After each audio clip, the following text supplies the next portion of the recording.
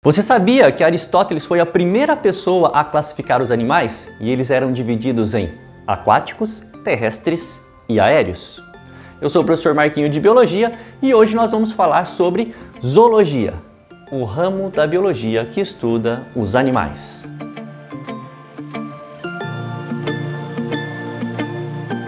Aristóteles não classificou somente os animais. Ele classificou os seres vivos em geral. Em sua época, ele dividiu em dois grandes grupos. O grupo dos animais, que são aqueles seres vivos que se movimentam, e para ele, o grupo das plantas, aqueles seres vivos que têm uma vida vegetativa, ou seja, não tem movimento nenhum. Veja bem, para a gente estudar os grupos dos animais, que é a nossa intenção de hoje, nós precisamos antes conhecer alguns conceitos. Então, essas primeiras aulas de zoologia, nós vamos trabalhar alguns pontos importantes da embriologia, como vocês estão vendo aqui, nas etapas iniciais: fecundação, segmentação e organogênese. Vamos entender o que significa cada uma delas nos seus devidos momentos. Para começar, a embriologia é o estudo do desenvolvimento do embrião. Quando nós falamos desenvolvimento de embrião, nós estamos querendo dizer desde a formação da primeira célula, logo após a fecundação, desde a formação da célula ovo até a 8ª semana de gestação. Isso usando o ser humano como exemplo. É isso aí. 8ª semana de gestação significa que o embriãozinho já está com aqueles órgãos básicos formados ou recém-formados. Isso traz para a gente uma necessidade de classificar aquele ser vivo em feto. Então, a partir da 9ª semana de gestação, nós classificamos o antigo embrião como feto. Beleza? Então, partindo desses conceitos, a fecundação é a união dos gametas, a segmentação são as clivagens, as divisões celulares que acontecem ali naquelas primeiras células do embrião. Então, sempre que a gente falar segmentação, nós estamos falando de divisão celular, de mitoses, tá? Clivagens. E a organogênese, como vocês estão vendo aqui, é o momento em que nós começamos a analisar a origem dos órgãos, como o próprio nome diz. Organo, prefixo, que significa órgão, e gênese, origem. Tá? Uma vez entrando no estudo de embriologia, eu chamo a atenção para uma coisa. Existem muitos animais no planeta. E de todos os animais que existem, para pensar, Animais aquáticos, terrestres, enfim, animais de tudo quanto é tipo, animais inclusive que nós não conhecemos, que são aqueles que vivem nas profundezas do oceano. Só existem 4 tipos de células ovo para toda essa diversidade de seres vivos no reino animal. Então, são apenas 4 célulazinhas. E dessas 4 célulazinhas surgem todos os animais que a gente classificou até hoje. Nós vamos começar com os tipos de ovos para entender melhor essas 4 variações. Nós temos aqui uma observação bem interessante. Toda célula ovo é uma célula como todas as outras, tem membrana plasmática, tem o citoplasma, tem o seu núcleo, Núcleo diploide, obviamente, junção do núcleo masculino com o núcleo feminino. E analisando aqui, a partir desse primeiro ovo, que é o ovo oligolécito, eu destaquei para vocês que existe o núcleo, assim como existe em todos os outros ovos, e existe uns pontinhos vermelhos que nós chamamos de vitelo, que é a reserva nutritiva do embrião que vai se formar ali a partir daquele ovo. Tá? Então essa célula ela precisa de alimento. Vai tirar o alimento da onde? Do vitelo, desses pontinhos vermelhos. Então vamos começar pelo ovo oligolécito, que é um ovo que tem pouco vitelo. É isso que você está vendo mesmo, Prefixo óligo, de pouco.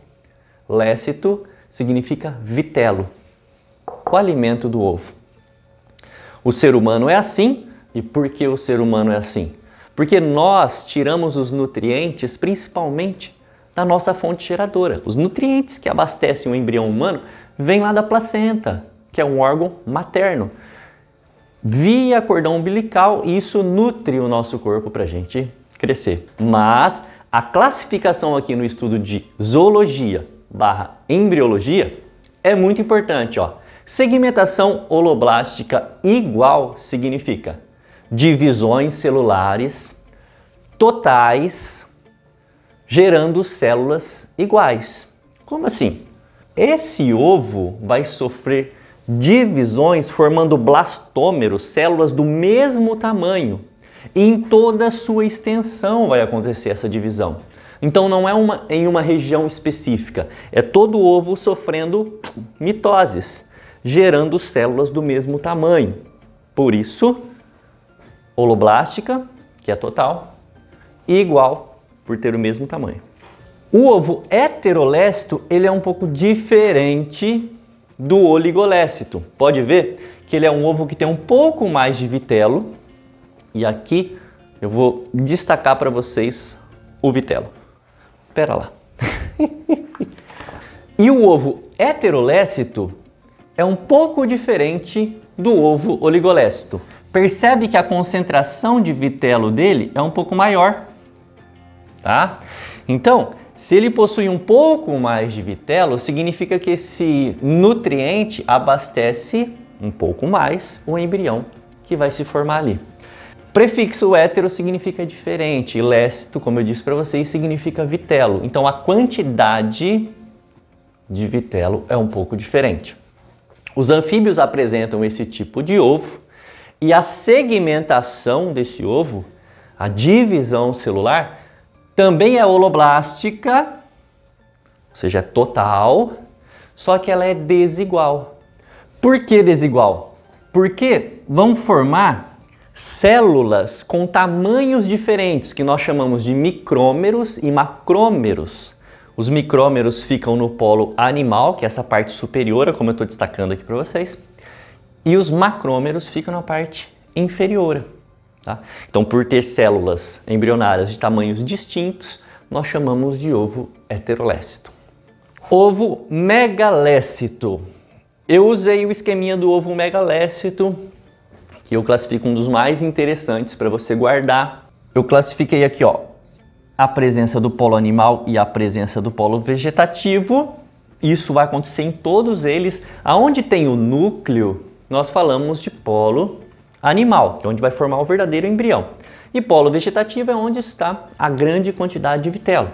Então todos eles possuem, ó, polo animal, polo vegetativo. Vou destacar aqui embaixo, ó.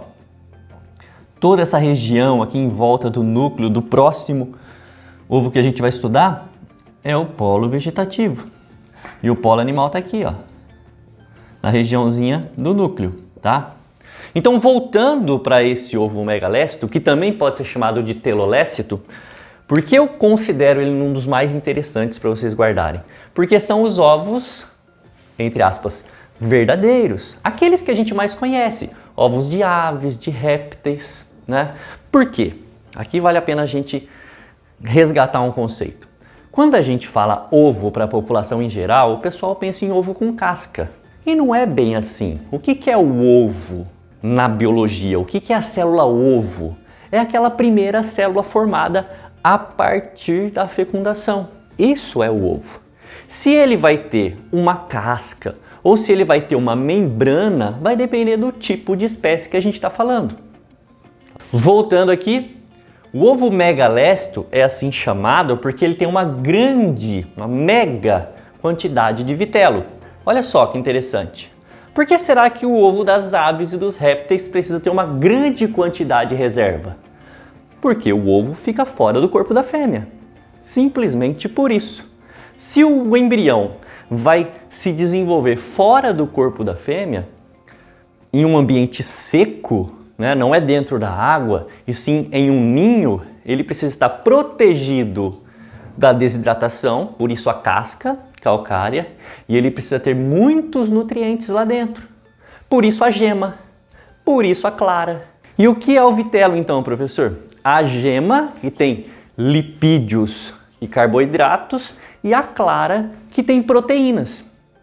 Então, quando a gente observa um ovo no prato ali, nós não temos somente um tipo de nutriente. Por isso que o ovo é um alimento completo. Tem muitos nutrientes. É completo porque o embrião precisa disso, tá? E a segmentação, como acontece a divisão celular desse tipo de ovo? Ela é meroblástica. Ela acontece em uma região do ovo.